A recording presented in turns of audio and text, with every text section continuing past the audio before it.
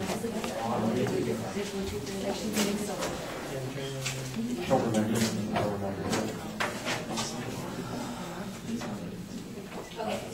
so our topic is that citizenship should be redefined as being born to American citizens.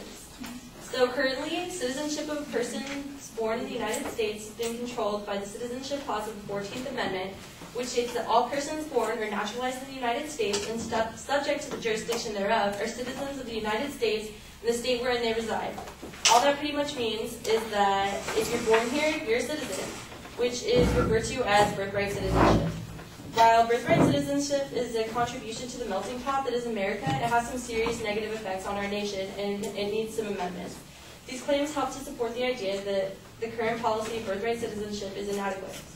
First, birthright citizenship is offensive to legitimate Americans. Second is that birthright citizenship leads to more immigration and creates incentive for birthright tourism and anchor babies.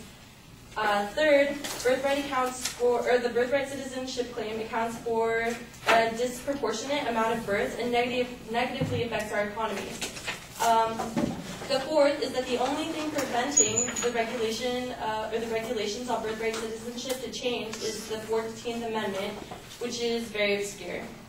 Let's see.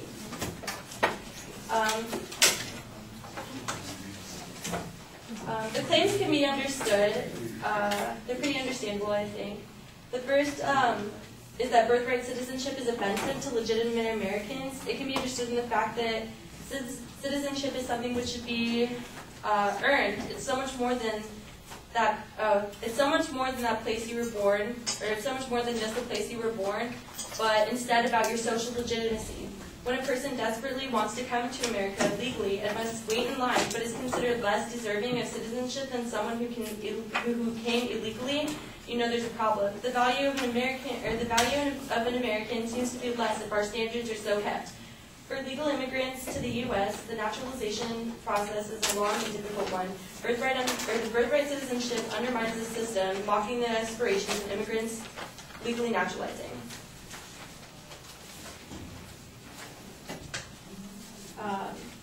American citizenship, as I said, is something that should be earned.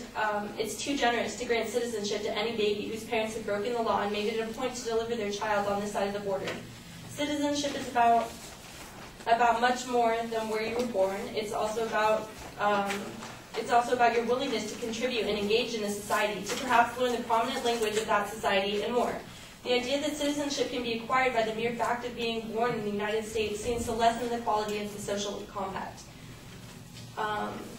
Let's see.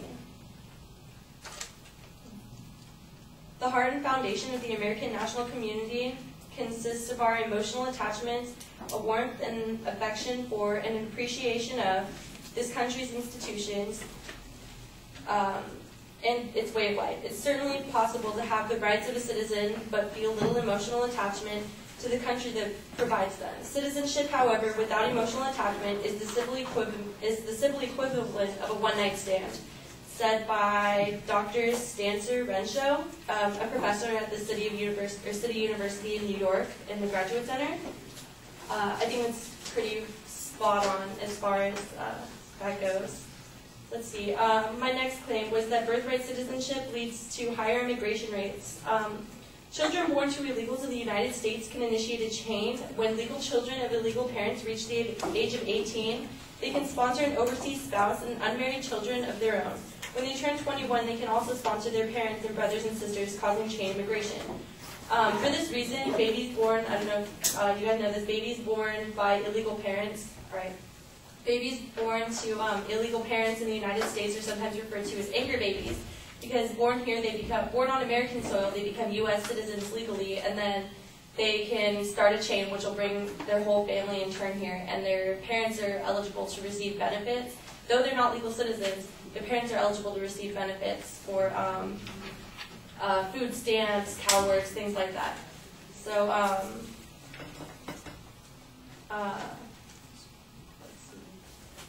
also, birthright citizenship creates incentive for birthright tourism and anchor babies. Birthright tourism goes along the same lines as anchor babies. Tourism, women pay, actually now they have a lot of hospitals that are letting women pay up front to deliver their babies on this side of the border so that their children can be of dual citizenship. Let's see.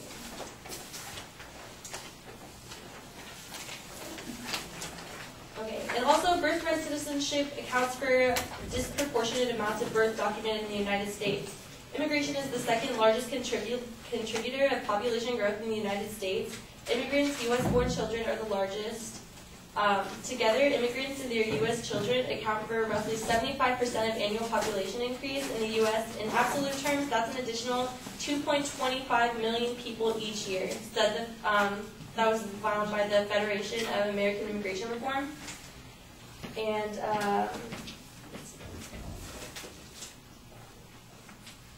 illegal immigrants anchored here are taking jobs from legal citizens.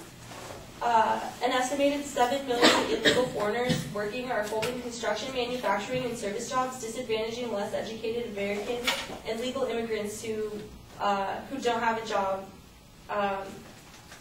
and generally seek work in the same non-agricultural industries where most illegal workers are found. And that kind of goes along with the negative effects that birthright citizenship has on our economy. So, let's see, where am I?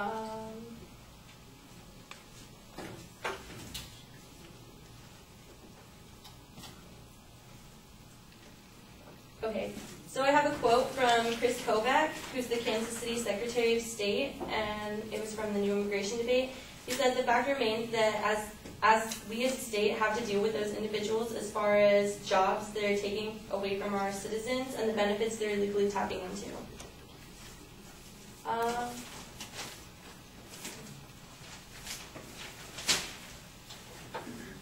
The only thing standing in the way of ruling out the birthright policy is the 14th Amendment, which was written to give rights to citizens or to African Americans oppressed at the time.